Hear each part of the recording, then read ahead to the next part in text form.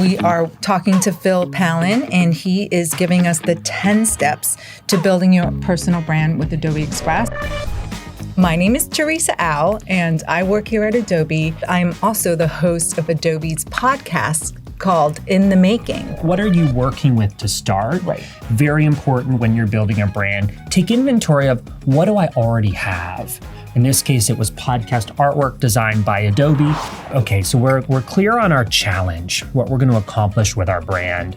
How do we sum up what we do in a sentence? This is a great template for you to work from. So I'm a title who helps audience, verb, and value. Step number 1, challenge, right? Identify the challenge. Step number 2, write a brand sentence. Step number 3 is create a mood board. This was the mood board that we put together. I wanted something classic, timeless, sophisticated. We're really officially moving into the brand building phase. That first phase was brand positioning. Now we're going to talk specifically about the build.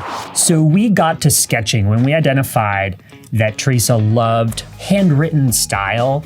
We actually first asked you to sign your initials and your name. From there, my wonderful designer, Kostya, started to sketch. And you're gonna see how this translated into our logo choice for Teresa, okay? We would call this the mark, the logo mark. We also have what we would call a lockup, what I would call like a seal. So this is a horizontal. So this would be great in a website header. You need to really create a logo system for yourself. The truth is, we typically have at least 4 versions, and Adobe Express is the best place to start to make some of these creative decisions. You're looking at the 5-color palette that we decided on: a white, a light, an accent, a dark, and a black. What we could do is actually hop over to your stuff. If you're seeing here on the left, then click brands. I'm gonna create a new brand for you. Then upload your PNG files. There we go. We can also paste in your hex codes. Let's talk about fonts. Chances are you're gonna find your font in this amazing library. Graphics could be photos. Now, not only do you have everything you need for your brand, but you can also share this. So let's talk about brand photography. What happens, Teresa, if we accidentally photograph a bench in this absolutely incredible photo of you? Well, now, now we can use Gen Fill. I'm gonna highlight this bench. So we're gonna put here, remove bench.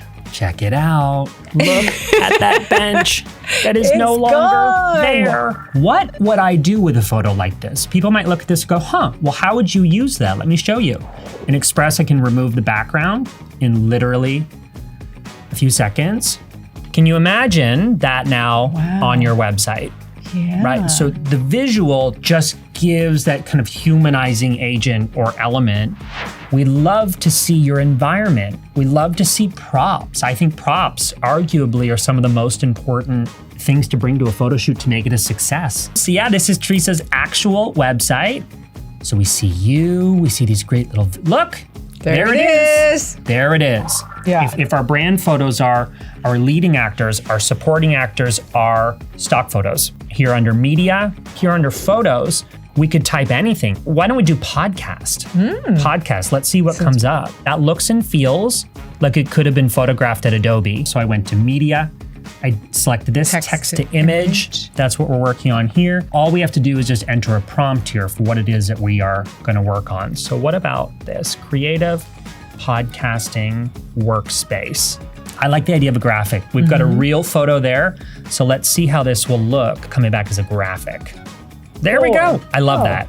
Graphic just adds a totally different style. This would be great as a blog thumbnail. This is so exciting. You can literally create your own image using generative AI, text to image. Thank you to Adobe Firefly.